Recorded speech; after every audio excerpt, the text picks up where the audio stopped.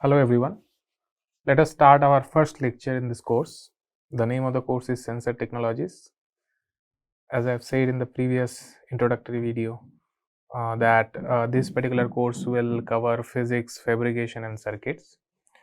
So let us first begin with some of the basic definition that we usually use in this particular area. The first thing is sensor and the second thing is transducer. So in the field of sensor, you'll find that these two terms are very often frequently used in the field of application. So what is a sensor? So in general terms, a device that is able to respond and measure a physical or chemical parameters in the environment and can translate the same into readable format or signal is known as a sensor. So it is written over here, if you can see. So the definition is given here, and a sensor usually is an electronic device, but it is not necessarily an electronic device. In many cases, you will find that sensors are non-electronic. Even if the examples are not very high, but you will find at times there are sensors which is not electronic, but this course will predominantly cover the electronic sensors. And in each case, you'll find that when a sensor is sensing a physical parameter, it is actually converting that physical parameter into a different form of energy. In case of electronic sensors, it is an electrical energy. Now let us see what is a transducer. Now in case of transducer is a device that is able to convert one form of energy to other. What does that mean? So if you have, say, temperature as a physical parameter, if I can change the temperature into a different form of energy, or if you have heat energy, for example, because heat energy is the basis of temperature, that's why I'm considering heat energy in this case. Then if we can convert that heat energy into a different form of energy using any particular device, we call it a transducer. So in case of transducer, say you have a device where input is, say, energy 1, and then in the output you'll find its energy 2. For example, as I have said, say you are converting heat energy into, say, electrical energy. Okay. However, transducers are not able to detect or measure this energy. They are only converting the energy. They are not able to get or produce a certain sort of readable format or signal. However, in case of sensors, after this process, you will find the device is converting this output into a readable format or signal. Again, let us take the example of temperature only. In case of temperature, you have heat energy, and then it is getting converted to, say, electrical energy in terms of voltage or current. Okay. Now there will be a process where this voltage or current will then be converted into a readable format. For example, say the readable format can be qualitative or quantitative. That means the readable format can be a number, that is it's 20 degrees centigrade. In a display you are finding that the number is coming up. This can be, say, in the form of, say, LEDs, say it is red LED, green LED, blue LED. So the readable format can show whether this if this particular temperature is in the range of, say, 20 to 30, then it is red. If it is 30 to 50, then it is green, and then if it is, say, 50 to 80, then it is blue. So it's like not giving you the result in terms of numbers, but in terms of different indications. In this case, the indication is in terms of LEDs. This can be a red, green or blue LED. Okay. So, this type of measurements are known as semi-quantitative. However, if you get a number, then we call it quantitative. Then there is qualitative as well. Qualitative means whether this is present or not. In case of temperature sensor, if I take this example only, in case of temperature sensor, you will find if the temperature is going beyond 50 degree, the sensor will be able to give you a signal, say in the form of LED again. If it is less than 50 degree, then the LED will be off. So, in this case, the LED will glow on, in this case, the LED will be off. So, something of that sort. However, this I will discuss in the coming lectures as well. So, if schematically I explain the process, if we consider the sensor as a block, then in the input side you will find there are different physical or chemical parameters. As I have given you the example of temperature, this can be humidity, this can be pressure, this can be strain, this can be pH, this can be concentration of a material, so on and so forth. And in the output side, you will get a different form of energy. This can be electrical, this can be optical, this can be any other form of measurable energy or quantity. For electronic sensors, the output will be strictly, mostly it's electrical energy. However, there are sensors where the sensing mechanism changes the color of the sensor, then we get a optical signal. You might have seen litmus papers. So, in case of litmus papers, if you dip the litmus paper into acidic solution, it turns red. So, it's like an optical signal that is coming out of the sensor that you can detect using your using human eye, okay, or using some other imaging techniques. So, that is a different again discussion. So, in this case, your output energy is not electrical. That is why I said that there are few sensors where the output may not be an electrical energy. However, a transducer is a device which only changes one form of energy to the other form of energy, but it cannot measure or detect the input or stimulus.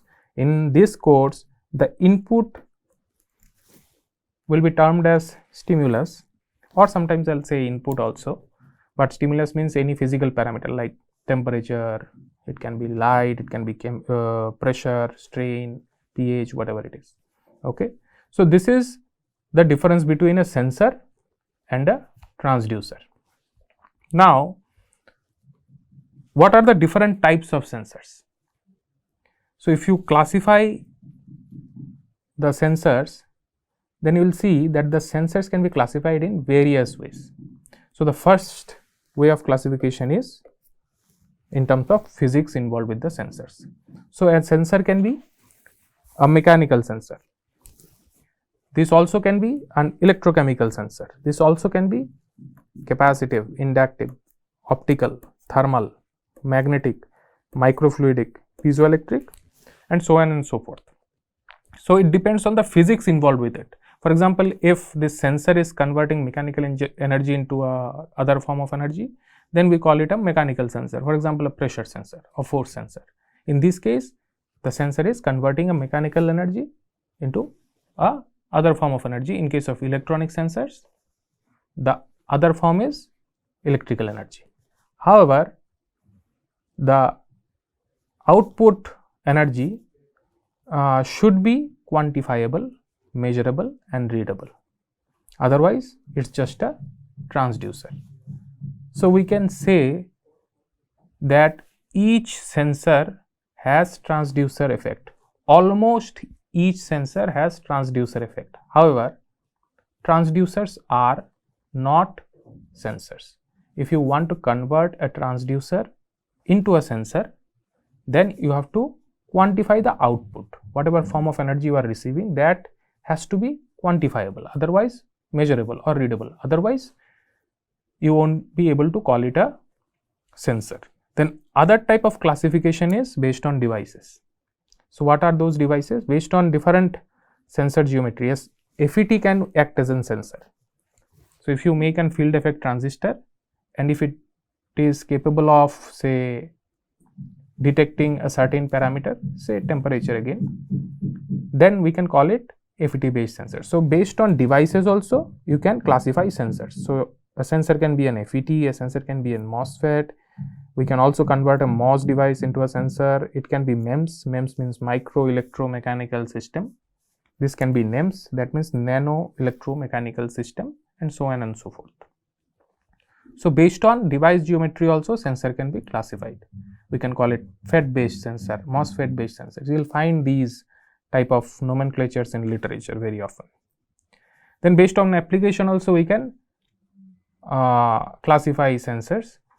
So to give you an example, a sensor can be a physical sensor, chemical sensor, can be a biosensor. So if the sensor is used for biosensing purposes, we can call it a biosensor. If it is used for, say, biomedical purposes like healthcare monitoring and etc., we can call it biomedical sensor. If the sensor is used for environmental monitoring, like say monitoring of temperature, environmental temperature, environmental humidity of a particular place, we can call it environmental sensor. Or say if a sensor is capable of monitoring water quality, then also we can call it an environmental sensor. So based on application also you can classify sensors. Then based on substrate, if you develop the sensor on a flexible substrate, for example say PDMS. PDMS is a flexible transparent polymer. What is flexible? That means you can bend the substrate. If the sensor is developed on a flexible substrate, then we can call it a flexible sensor. If the sensor is wearable, wearable meaning if a person or user can wear it, for example a sensor that you can wear in the wrist or wear on your body for detecting body temperature or something of that sort, in this case we call it an wearable sensor. This also can be developed on rigid substrates. For rigid substrate, what are the examples? For example, say silicon, glass. You'll find that there are various sensors that are developed on silicon substrate, glass substrate, then they are rigid sensors. So based on the type of substrates we can also classify sensors. Then based on dimensions also you can classify sensors. If the sensor active part is in nano domain, then we call it nano sensor. If it is in micro domain, we call it micro sensor. Then based on material also you can classify. If the sensor is made of silicon, then we call it silicon sensor. If it is made of polymer, we call it polymer sensors. If the sensor is made of metal oxide, then we call it metal oxide sensors. If the sensors are made of carbon, then we call it carbon sensors. For example, it is made of graphene, must have heard about this. Or if it is made of, say, ZNO, TiO2, they are polymeric, they are metal oxides. So if they are made of this, then we call it metal oxide sensor. So if the active material is made of this, we can call it this type of sensors. Okay, what is active material? Active materials are the materials that are used for sensing. For example, if you make a temperature sensor, there will be different types of material. One material is substrate, one material is the material that is involved in sensing, then you have electrode material. So if the active material is made of silicon, we can call it silicon based sensor. Sometimes if the substrate is made of silicon, then also you can call it silicon based sensor. So it depends. Okay, then we can also classify sensors in terms of states. For example, if a sensor is liquid based, say a droplet based sensor, you have a droplet and this droplet is acting as a sensor. So in this case we call it a liquid state sensor. And if the sensor is made of rigid material, then we call it solid state sensors. So based on the state of the active material again, or sometimes the materials involved, we can classify it as solid state sensors or liquid state sensors. Now one thing that is very interesting is, one mechanical sensor can also be FET based, physical sensor and flexible as well. Then we call it For example, you have a temperature sensor which is a physical sensor. Okay, it is made on a polyimide substrate, okay, which is flexible substrate. The sensor geometry is like FET. So you have an FET which acts as a temperature sensor, then it's FET based sensor, then that particular sensor can be classified as FET based flexible temperature sensor, which is again a physical sensor. So a single sensor can be of different types as it is mentioned over here. So a sensor can be MOSFET based biosensor, or you can say it is MOSFET based wearable biosensor. You also can find there are sensors which are polymer sensor, then they are also say FET based, so it's an FET based polymer, so you can call it a polymer based FET based say silicon sensor. If the sensor itself is made on a silicon substrate. So there are a lot of combinations that are possible as far as the sensor classification is concerned. So from here itself you'll understand that sensor is a multidisciplinary subject that requires knowledge of variety of different disciplines. Okay. Now you'll find that there are multiple sensors already in a human body. Okay. So the idea of giving or presenting this slide is to make you understand that in nature also you'll find different types of sensors, and I have taken an example of human body. Probably you know that we have 5 different organs like eye, ear, nose, tongue and skin.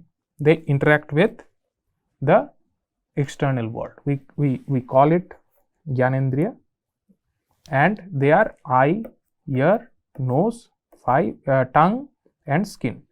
So these are the 5 different organs that interacts with the external world, and each of these are actually a sensor.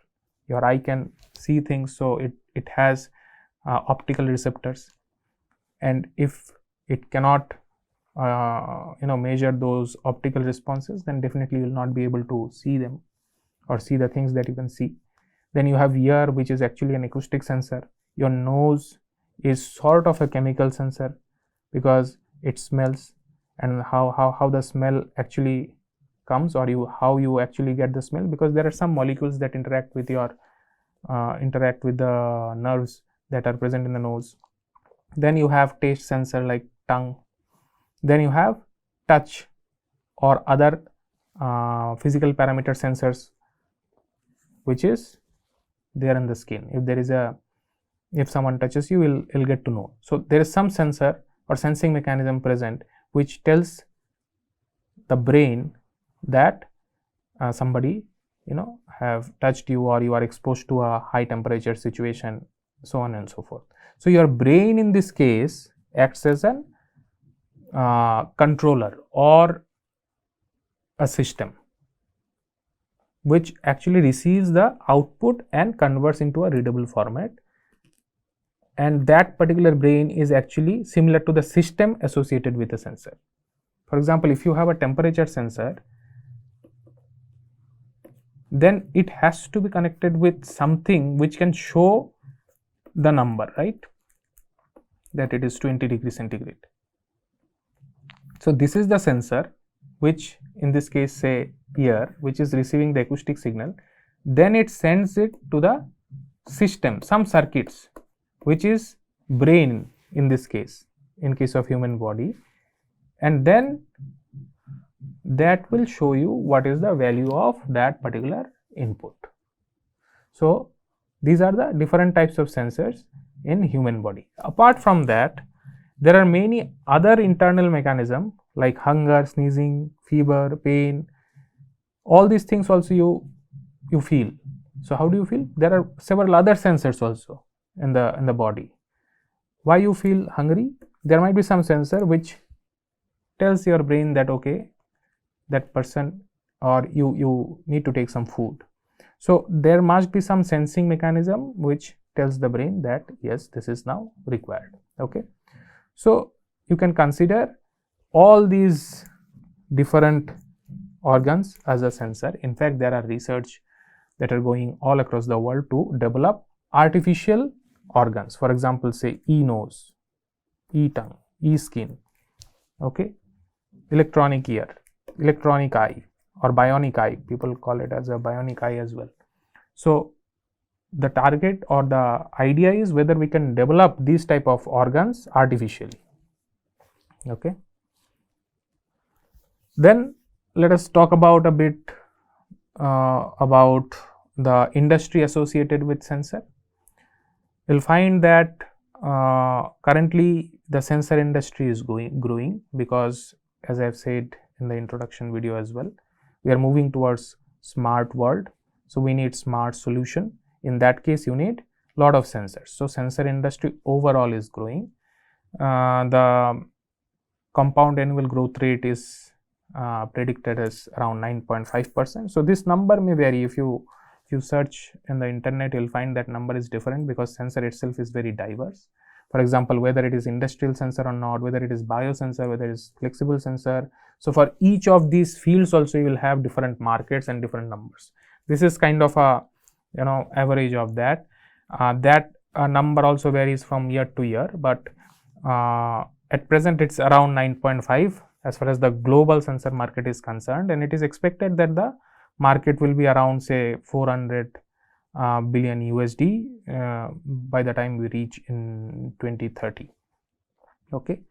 However, the idea about or the idea behind this slide is to provide you an understanding that the industry is growing. If the industry is growing, that means there is a huge scope of this type of study. If people need a lot of sensors, then they also need people who actually can work with sensors. So that's why there is an significance of this particular course or knowledge about this course. Okay. Then let us also see how the technologies have developed over the period of time. If you look at different key technologies associated with sensors, you'll find that the development is not something very new. There are different other technologies that have been developed previously which actually added value to this particular sensor area. Okay. However, in past 10-20 years, probably the impact of sensor has become very high. You'll find smart devices or smart solutions started coming in the past decades, or it's still ongoing. You'll find a lot of applications are also coming which are smart enough to take decisions. So that's why it's also important that one should know how it started. So one of the major technology in this regard is thin film technology. It was around 1889 when it first time was demonstrated from the perspective of electronics. However, someone may argue that thin film technology have come maybe 5,000 years back in different other areas, but here the timelines are kind of representative timelines, probably not very accurate as far as the technologies are concerned. People may claim that before that also there were some technologies similar to that one. Okay, but the idea here is to provide you certain timeline which is related to say device or associated area. Okay, so thin film technology is first demonstrated in 1889. Then printed electronics came around in 1925. Then in 1950 the term artificial intelligence came in. So it was coined first in 1955. However, the machine intelligence and work related to it has started in around 1950s. Then in 1959, almost 10 years later, the microfabrication technique was developed. So this particular fabrication process gave us the flexibility of developing many micro and nano sensors. Then nanotechnology came in around 1986, which is again a very important field related to sensors. You'll find a lot of nano sensors and nanomaterials used in sensors. So this is again a very important technology related to sensors. And then in 1999, around 1999, the Internet of Things came into picture. So in this field, you will find the application of sensor is very high. So people need sensors for Internet of Things. Okay. So these are the technologies that are related to sensors. So in this lecture, we have 3 take-home messages. The first one is almost all sensors have transducer effect. As I have said, transducer is something that converts energy, and sensor is something that converts one form of energy to other form of energy and make it readable and detectable. So in that case, all sensors, almost all sensors have transducer effect. Okay. The second thing that we learned is sensors can be classified in variety of ways. As we have said, it can be classified using physics, using devices, using substrate, in terms of materials, so on and so forth. So there are different ways to classify a sensor. Then sensor can be that we already have said that it can be classified in various ways. So it's kind of repeatable. But the idea is when you make a sensor, it has to be in a form so that you can read that physical parameter that are under condition, that is under consideration. So the question comes, is there a sensor or sensors that do not require any transducer effect? I have said that in most of the sensors, you'll find that one form of energy is getting converted to other form. In case of electronic sensor, it's electrical energy, the other form is electrical energy. But the question is, will you find a sensor that doesn't need that energy conversion? So this particular question is something that we need to think. So I leave it to you to figure out whether all sensors require a transducer effect or not. That's why probably I have said here almost all sensors have transducer effect. I have not said here all sensors. I have said almost all sensors, right?